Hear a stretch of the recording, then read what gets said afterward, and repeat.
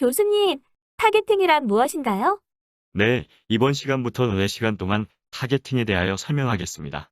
타겟팅은 시장 표적화로 번역되는데, 이번 시간에는 시장 표적화란 무엇이며 어떤 절차를 통하여 진행되는지를 설명하겠습니다. 시장 표적화란 어떤 시장에 진출할 것인가, 즉 목표 시장을 선정하는 과정을 말합니다.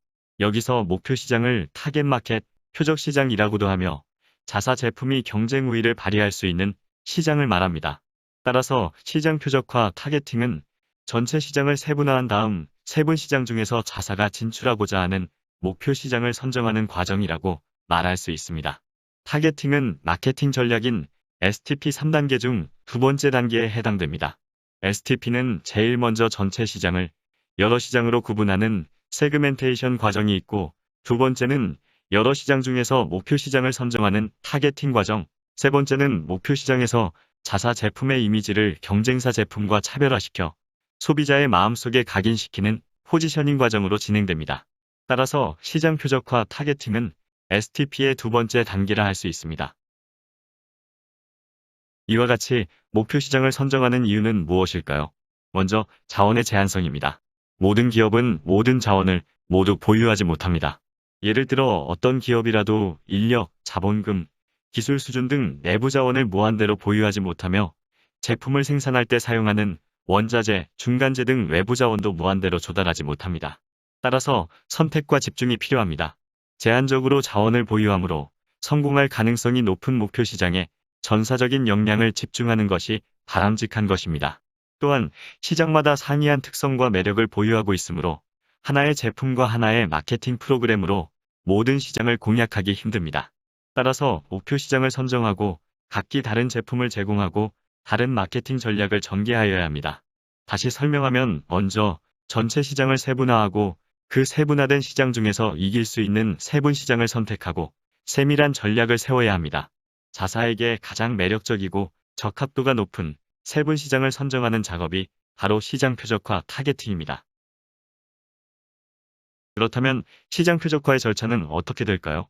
앞 시간에서 시장 세분화는 세분화 수준 결정, 세분화 변수 선택, 전체 시장 세분화 실시, 세분화 요건 점검, 세분 시장 평가의 과정을 거친다고 설명하였습니다. 여기서 세분 시장을 평가하고 목표 시장을 선정하는 과정이 바로 시장 표적화 타겟팅입니다.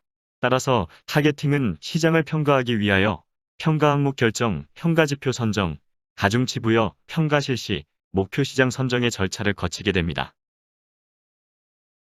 시장 표적화 절차를 추가로 설명하겠습니다. 시장 표적화에서 첫 번째 단계는 평가 항목 선정입니다. 세분 시장을 객관적으로 평가할 평가 항목으로 시장 분석, 경쟁 분석, 자사 분석의 세 가지를 선택합니다. 시장 분석은 시장의 매력도를 평가하는 것이며, 경쟁 분석은 현재 및 향후 경쟁 정도를 평가하는 것입니다. 자사 분석은 진출할 시장과 자사의 적합성을 평가하는 것입니다. 두 번째 단계는 평가 지표를 선정하는 단계입니다. 시장을 분석하는 지표로 세분 시장의 규모가 충분한지, 향후 성장률이 높은지, 수익성이 높은지 등을 평가할 지표를 선택합니다.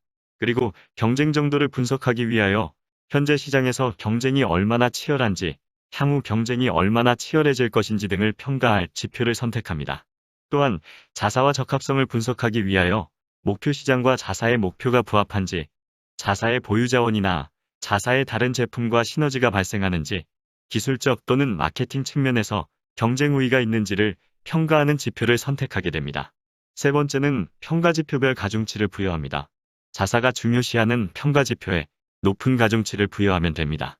물론 가중치의 합계는 100%가 되어야 합니다. 네 번째는 세분 시장을 실제 평가하는 단계입니다.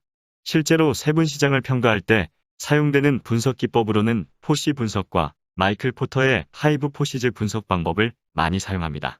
마케팅 환경 분석과 경쟁력 분석에서 포시 분석과 5 포시즈 분석을 하였으므로 그 자료를 그대로 활용하면 됩니다. 다섯째는 진출하게 될 목표 시장을 선정하는 단계입니다. 세분 시장별로 평가 지표를 채점하고 가중치를 곱하여 총점을 계산한 다음 최고 점수를 얻은 시장을 목표 시장으로 선정하면 됩니다. 이번에는 지금까지 설명한 시장 표적화, 타겟팅을 동서울 호텔 사례를 통하여 설명하겠습니다. 앞서 동서울 호텔은 시장 세분화에서 30개 시장을 세분 시장으로 도출하였습니다. 이 중에서 지리적 측면과 행동 특성 측면에서 5개 시장을 선택하여 평가를 실시하려고 합니다. 동서울호텔이 선택한 5개 세분 시장은 시장 1, 시장 2, 시장 3, 시장 4, 시장 5입니다.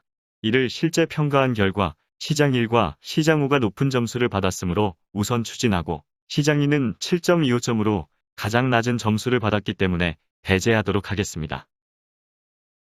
따라서 동서울호텔은 목표 시장 선정에 있어서 우선 추진할 표적 시장은 시장 1과 시장 5이므로 수도권 고객에게 단순 개별 상품을 판매하고 품질과 가격은 중간 수준으로 타겟팅할 생각입니다.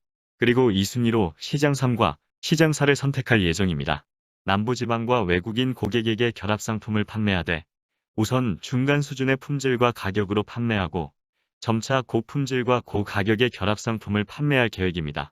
그리고 인구 통계학적 분석에서 2030 고객과 40, 50 고객에게 숙박, 음식료, 휴식과 같은 단순 개별 상품을 판매하고 심리학적 분석에서 실속형 고객, 사교형 고객, 개인적 성향의 고객에게 결합 상품을 판매하며 아울러 숙박, 음식료 등 단순 개별 상품도 병행하여 판매할 예정입니다.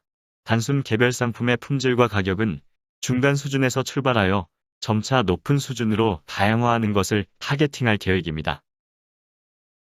교수님, 오늘 동서울호텔의 사례를 포함하여 시장 표적화, 타겟팅에 대한 설명을 잘 들었습니다.